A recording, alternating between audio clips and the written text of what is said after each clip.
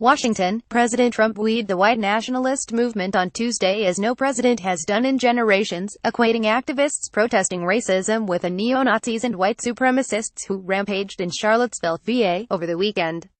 Never has he gone as far in defending their actions as he did during a wild, street-corner shouting match of a news conference in the gilded lobby of Trump Tower, angrily asserting that so-called alt-left activists were just as responsible for the bloody confrontation as marchers brandishing swastikas, Confederate battle flags, anti-Semitic banners and trumpet signs. "Thank you, President Trump, for your honesty, courage to tell the truth," David Duke, a former Ku Klux Klan leader, wrote in a Twitter post shortly after Mr. Trump spoke. Richard B. Spencer, a white nationalist leader who participated in the weekend's demonstrations and vowed to flood Charlottesville with similar protests in the coming weeks, was equally encouraged. Trump's statement was fair and down-to-earth, Mr. Spencer tweeted.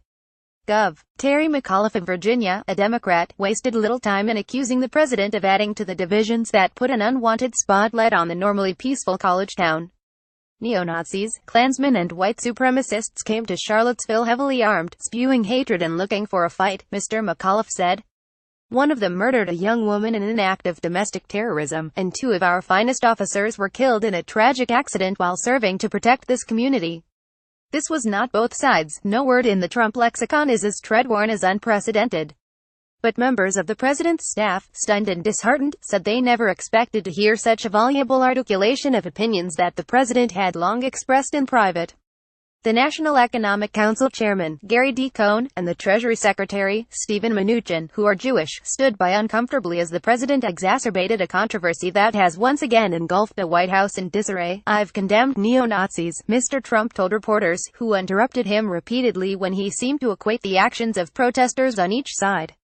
He spoke of very fine people on both sides, and of the demonstrators who rallied on Friday night, some chanting racist and anti-Semitic slogans. He said, "You had a lot of people in that group that were there to innocently protest and very legally protest. Since the 1960s, Republican politicians have made muscular appeals to white voters, especially those in the South, on broad cultural grounds. But as a rule, they have taken a hard line on the party's racist, nativist and anti-Semitic fringe." Presidents Ronald Reagan, George Bush and George W. Bush roundly condemned white supremacists.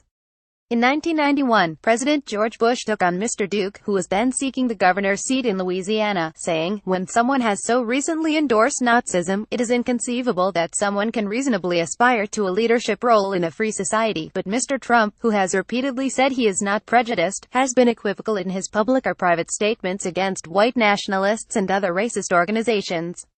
On Saturday, in his first comments on Charlottesville, Mr. Trump blamed the violence on protesters from many sides. After a storm of criticism over his remarks, Mr. Trump's aides persuaded him to moderate his message by assigning explicit blame for the violence to far-right agitators, which led to a stronger denunciation of hate groups, emailed to reporters and attributed to an unnamed spokesperson. When that failed to quell the controversy, aides, including Mr. Trump's new chief of staff, John F. Kelly, pressed him to make another public statement. Mr. Trump's daughter Ivanka and son-in-law, Jared Kushner, urged him to take a more moderate stance, according to two people familiar with the situation. But as with so many other critical moments in Mr. Trump's presidency, the two were on vacation, this time in Vermont. Grudgingly, Mr. Trump agreed. "Racism is evil," the president said on Monday, delivering a statement from the White House that was written with aides during airplane and helicopter flights. "Those who cause violence in its name are criminals and thugs, including the KKK, white supremacists and other hate groups," he added, in response to bipartisan condemnation of his more equivocal statements during the first 48 hours of the crisis. John F. Kelly, the White House chief of staff, on Tuesday during Mr. Trump's news conference at Trump Tower in Manhattan. Al Drago for the New York Times, but his unifying tone, which his staff characterized as more traditionally presidential, quickly gave way to a more familiar Trump approach. No sooner had he delivered the Monday statement than he began railing privately to his staff about the news media.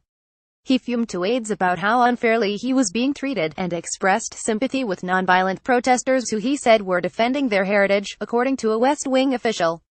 He felt he had already given too much ground to his opponents, the official said.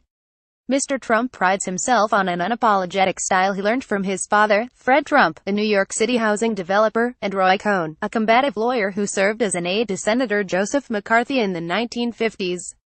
During the 2016 presidential campaign, Mr. Trump attracted a significant following of white supremacists, expressed sympathy with white Southerners fighting to preserve monuments for Confederate icons, and was slow to distance himself from racists like Mr. Duke. The president's fury grew Monday as members of a White House Business Council began to resign to protest his reaction to Charlottesville. As usual, Mr. Trump found his voice by tweeting angrily about the news media. By Tuesday afternoon, Mr. Trump's staff sensed the culmination of a familiar cycle. The president was about to revert to his initial, more defiant stance. As Mr. Trump approached the microphone in the lobby of Trump Tower on Tuesday, aides winced at the prospect of an unmediated president. With good reason. Alt-left groups were also very violent, Mr. Trump said early in his exchange with reporters. He went on to assign blame on both sides, echoing his comments on Saturday, and reigniting a fight that has sunk staff morale after a brief bump in enthusiasm that followed the hiring of Mr. Kelly, who was to impose discipline on a chaotic West Wing.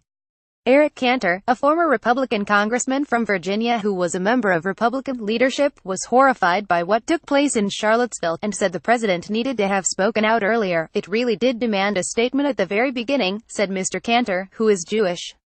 He added that efforts by the president to equate the actions of the counter-protesters, however violent they may have been, with the neo-Nazis and the driver of the car that murdered a protester were unacceptable. "There's no moral equivalence," Mr. Cantor said. Correction: August 15, 2017. An earlier version of this article misstated where Ivanka Trump and Jared Kushner are vacationing. It is Vermont, not Croatia. It also misstated where Mr. Trump made the "racism is evil" statement on Monday.